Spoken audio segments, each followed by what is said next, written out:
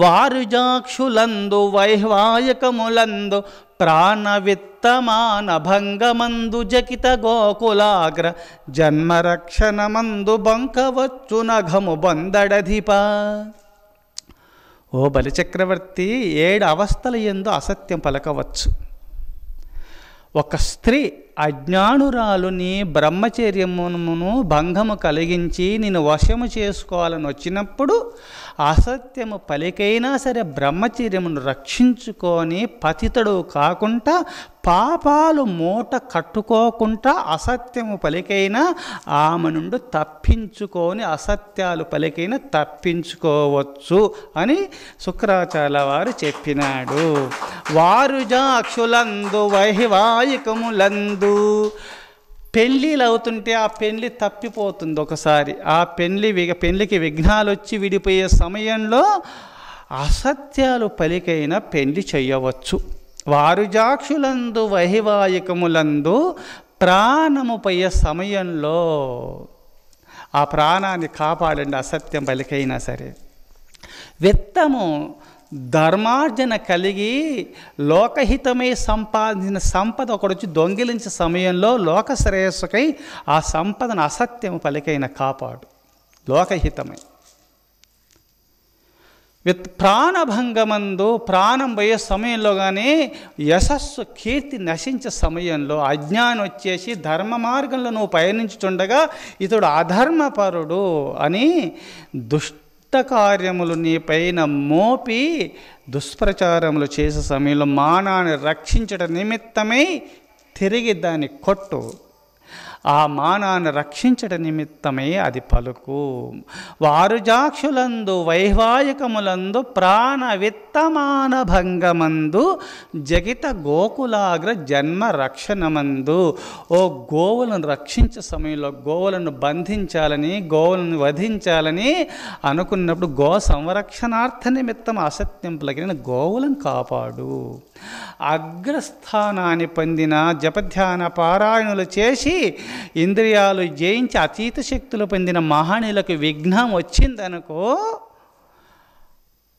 జగిత గోకులాగ్ర జన్మరక్షణమందు పరమభక్తులైనటువంటి బ్రాహ్మణోత్తములైన పుణ్యపురుషులకు బ్రహ్మజ్ఞానులకు ఆటంకం వస్తే అసత్యము పలికైనా సరే ఆ బ్రహ్మజ్ఞానం కాపాడము. ఈ 7 విధములను అసత్యములు కావు కర్మ సిద్ధాంతములో చెప్పబడి ఉన్నది. అయితే జన్మ వస్తుంది, ఇట్లా అసత్యాలు పలుకుతున్నటువంటి కర్మశేషం ఉంటుంది, జన్మ వస్తుంది. పాప జన్మలు రావు, ఉత్తమ జన్మలు వస్తాయి. లోకహితమై నువ్వు పలికిన అసత్యమే అయినా శేషమే, అది కర్మ సిద్ధాంతంలో ఇది. ఎందుకంటే శిష్యుడు మల్లబుట్టి అసురజాతిని రక్షించాలని చెప్పబడి ఉంది కావున అందుకోసమే కర్మ సిద్ధాంతంలో బలిచక్రవర్తి, ఇది జ్ఞాన సిద్ధాంతంలో లేదు. అందుకోసమే అసత్యము పలుకు. నీ ఎందుకంటే సమస్త సంపదలు కోల్పోతాయి, నీ యొక్క పదభ్రష్టును చేసేస్తాడు. వచ్చిన వారు సామాన్యుడు కాడు అంటే గురుదేవ వచ్చినవారు సామాన్యుడు కాడు నువ్వే అంటున్నాడు. అసమానుడైన దేవుడు నా దగ్గరికి వస్తున్నాడు కదా, దానం ఇవ్వద్దంటున్నావు నువ్వు, నేను ఇచ్చి తీరుతాను. కారే రాజులు రాజ్యములు గలుగవే గర్వోన్నతున్ బొందరే వారేరి సిరిమూట గట్టుకొని పోవంజాలిరే భూమిపై పేరైనన్ కలదేశిపి ప్రముఖులు ప్రీతిన్ యశక్కాములై ఏరే వారుల కోరికలను మరచిరే ఇక్కాలమన్ భార్గవా. ఓ గురుదేవా, శిబి చక్రవర్తి మున్నగు మహనీయులు యశోకాములై మాట అన్న తర్వాత తప్పలేనందువల్లనే ఈనాడు యశోకాములై విరాజిల్లుతున్నారు. అలా మాటలు మర్చిపోవడం ధర్మం కాదు. వారు పైన అడుగుజాడల్లో నేను పోతాను, నేను ఇచ్చి తీరుతానన్నాడు.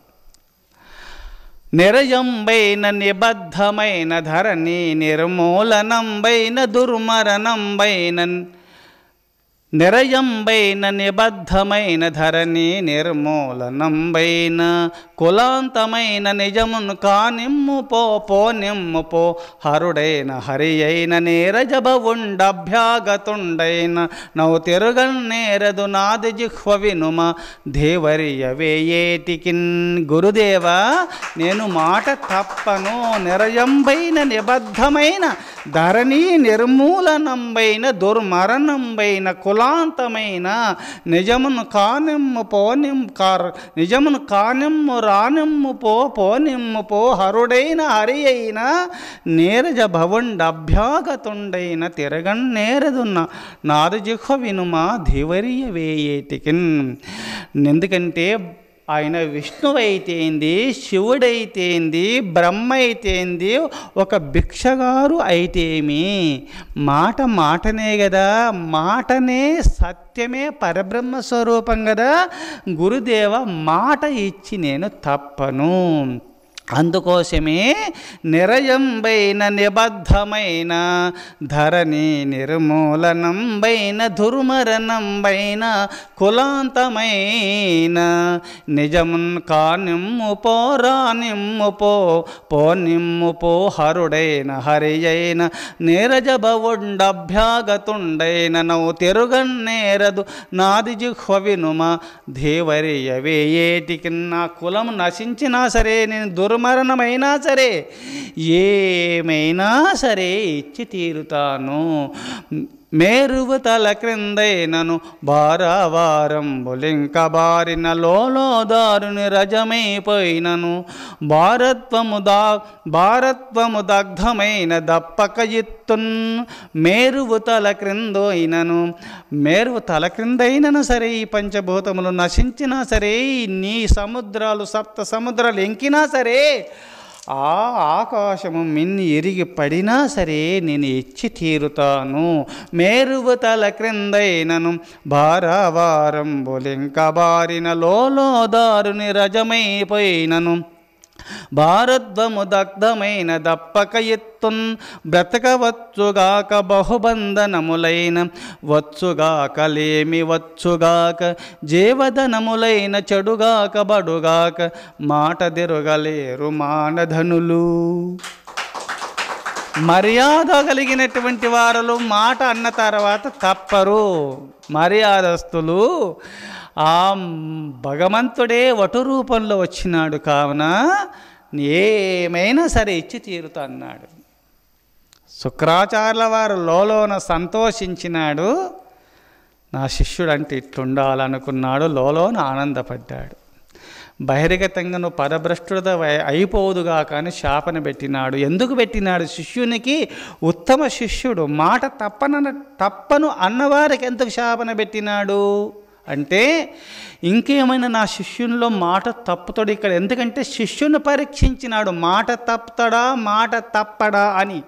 అంతే, శిష్యుని పరీక్షించినాడు. ఆకల్లో మళ్ళేమైనా భ్రమ కలిగి నేను చెప్పినానని చెప్పి ఆ రాజసింహాసనం కాంక్షించి మాట తప్పుతాడో ఏమో అని చెప్పి పదభ్రష్టుడవైపోదుగాక పదశ్చుతుడవైపోదుగాక అని శపించి తపసు దారబోసి మాటను అట్టే తప్పకుండా ఉండుదుగాక యశోకాముడవై విరాజిల్లుదుగాకని అంతర్గతంగా ఆశీర్వదించినాడు.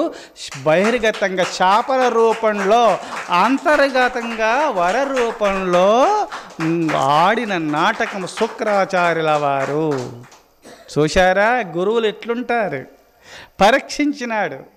ఇంకేమైనా మాయలో మునుగుతాడు, యశోకాముడై ఉండాలి, 3 అడుగుల దానమిచ్చి నా భక్తుడు చిరకాముడై యశోకాముడై విరాజిల్లాలని చెప్పి శాపన పెట్టినాడు. అంతర్గతంగా ఆశీర్వదించినాడు గురుదేవులు.